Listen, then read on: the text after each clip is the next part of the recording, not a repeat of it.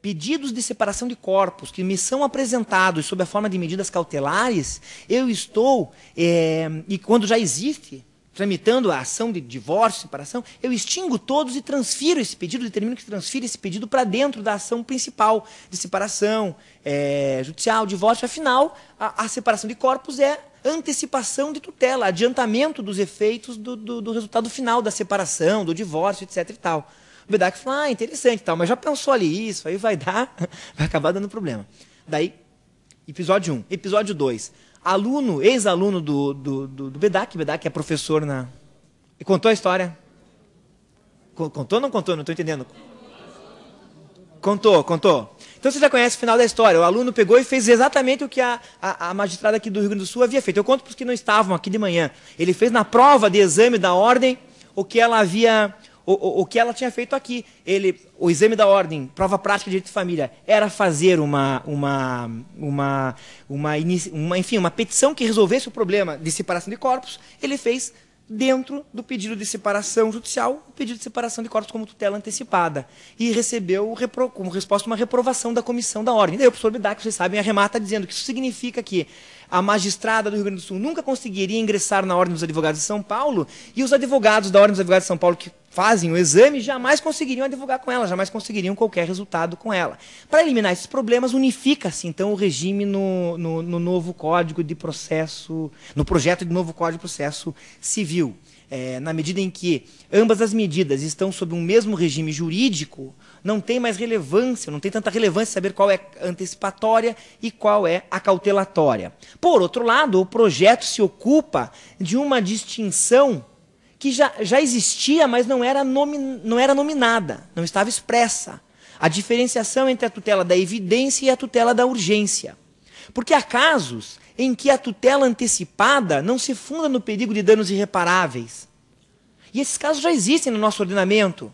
A antecipação de tutela, fundada no manifesto caráter protelatório da conduta do réu, fundada no abuso do direito de defesa, ou na existência de uma parte incontroversa da demanda, nessas três hipóteses, a tutela antecipada não é uma tutela de urgência. Ela se funda na forte evidência da razão de uma das partes, no altíssimo grau de verossimilhança da versão fática apresentada por uma das partes. Portanto, isso não é propriamente uma tutela de urgência. No modelo que se vai propor nesse projeto, que se propõe nesse projeto, explicita-se essa distinção. E passa a existir, então, um capítulo próprio reservado à tutela da evidência em contraposição à tutela da urgência. Essa tutela da urgência, por sua vez, pode ser satisfativa, ou seja, antecipatória, ou cautelar. Muito bem. Quanto às medidas urgentes, quanto à tutela da urgência, elas podem ser concedidas em caráter preparatório ou incidental. A tutela da evidência, aparentemente, também poderia ser concedida em caráter preparatório. No entanto, muito embora exista, num primeiro momento, uma referência a isso, em toda a regulamentação subsequente no projeto, nada mais se fala a esse respeito, só se prevê medida urgente e preparatória, e não tutela da evidência preparatória. Isso vai ser até relevante para uma crítica que eu vou fazer no final. Mas nós temos, indiscutivelmente, uma tutela urgente que pode ser preparatória ou incidental.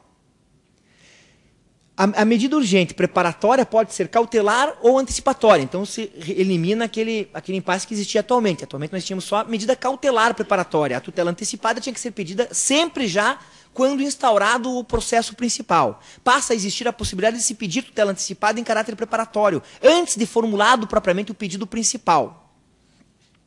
E, por outro lado, quando feita em caráter incidental, seja ela cautelar, seja ela antecipatória, ela dispensa um processo próprio. Atualmente, a medida cautelar, mesmo quando incidental, exige um processo próprio. Então, até aqui, tudo é muito positivo, fica tudo muito mais simples. Dá para pedir tanto medida cautelar como tutela antecipada em caráter preparatório ou, incidentalmente, no bojo do processo já em curso. Muito bem. Quando essa medida urgente é pleiteada em caráter preparatório, em um processo preparatório, portanto, e é concedida havendo uma impugnação por parte do réu, cabe ao autor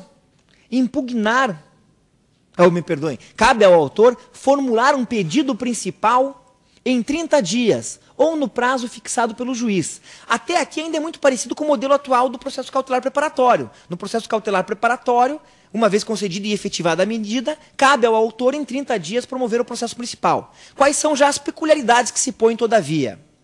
Primeiro prazo é de 30 dias ou outro fixado pelo juiz, maior ou menor conforme as circunstâncias do caso. Essa é uma importante diferença. Segunda diferença: o autor terá o ônus de formular esse pedido principal, não ajuizar uma nova ação.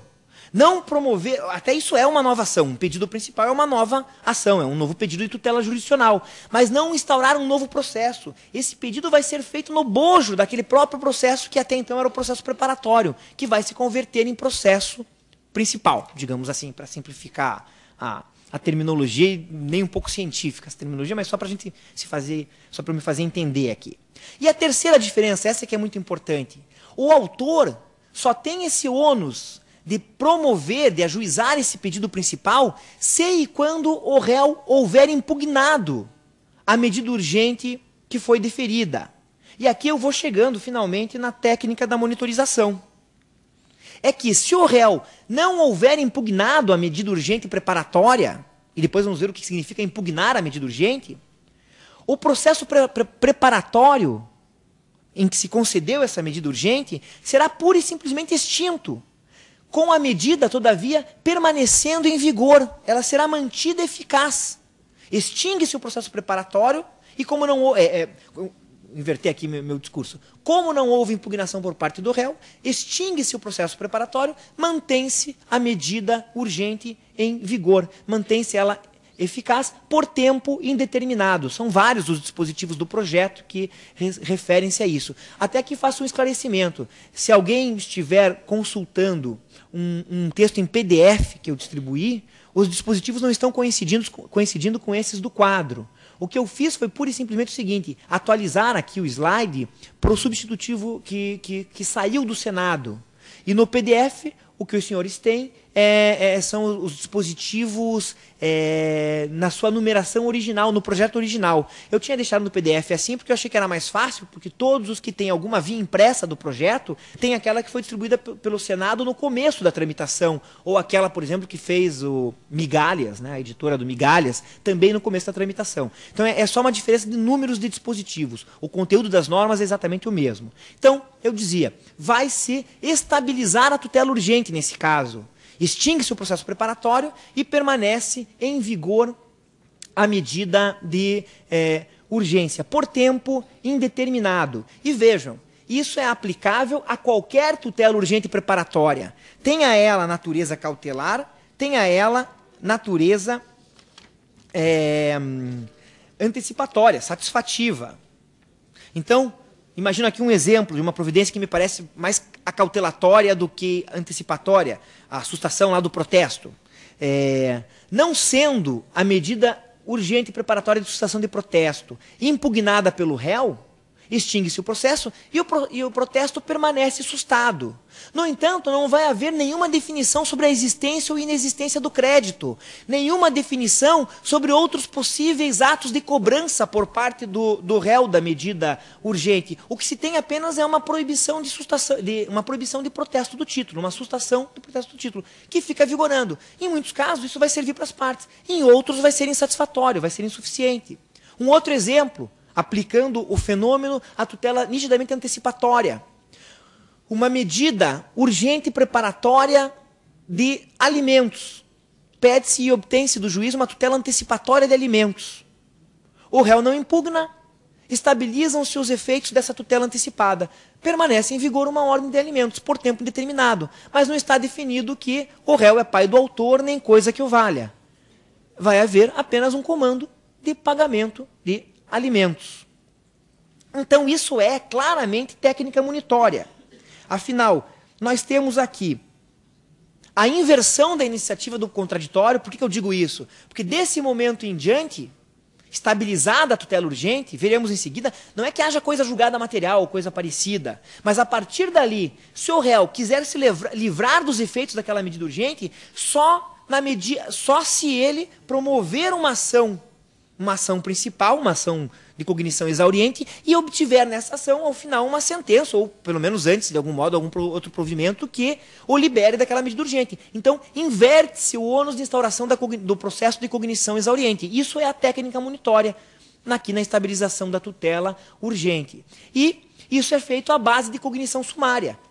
Essa inversão é feita com base numa simples cognição sumária, quando lá no começo do processo preparatório o juiz deu a liminar. Deu a liminar fundado na simples plausibilidade do direito, na simples verossimilhança. Portanto, temos aí a monitorização do processo brasileiro. E na medida em que essa regra é posta na parte geral do Código, sendo aplicável a qualquer tipo de litígio, pelo menos em tese, estamos diante de uma perfeita monitorização do processo. Isso deixa de ser algo restrito a um campo específico de litígios, como é atualmente a ação monitória, que serve basicamente para relações obrigacionais e assim por diante. Muito bem. Agora, a regra tem nitidamente a intenção de ser uma regra geral, um princípio geral para o nosso sistema. Ela foi inserida no projeto por força da atuação nas audiências públicas da professora Ada Pellegrini Grinover. Essa técnica é a menina dos olhos da professora Ada. Ela já patrocinou e fez ir ao Congresso, em pelo menos 2 oportunidades, projetos com previsões nesse sentido, projetos que alterariam o Código atual, não logrando sucesso. Ela pretendeu inserir isso também no Código de Processo Coletivo, cuja organização ela coordenava. Projeto esse que também ficou abandonado. Ela, então, conseguiu inserir essa técnica, que existe já no processo italiano, é de lá que a professora Ada retira esse mecanismo, ela conseguiu inserir no projeto do novo CPC. Numa forma um pouco abrandada, a comissão filtrou a proposta da professora Ada. Farei algumas observações a esse respeito em seguida. Então, pretende-se aqui um mecanismo geral, que para muitos resolveria muitos dos nossos problemas em muitos processos. É uma pergunta também que eu vou lançar no geral, no final. Será que resolve mesmo?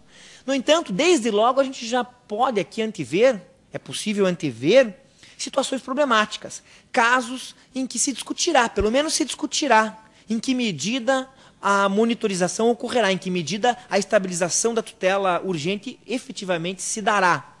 Cito aqui alguns exemplos. Primeiro deles, hipóteses de citações fictas, citação por edital ou por hora certa no processo preparatório urgente. Se o réu é citado por edital e não aparece no processo, não impugna a medida urgente, dá para dizer que ela vai estabilizar-se? Ou há o dever de o juiz nomear um curador especial para esse réu e esse curador tem o dever funcional de adotar as medidas defensivas cabíveis? No processo comum de conhecimento, há expressa previsão a esse respeito. Na execução, passou-se a entender do mesmo modo, súmula 196 do STJ. Na ação monitória, passou-se a entender assim também, a julgados do STJ. Salvo engano, o STJ não sumulou o tema na monitória, mas há julgados reiterados nesse sentido.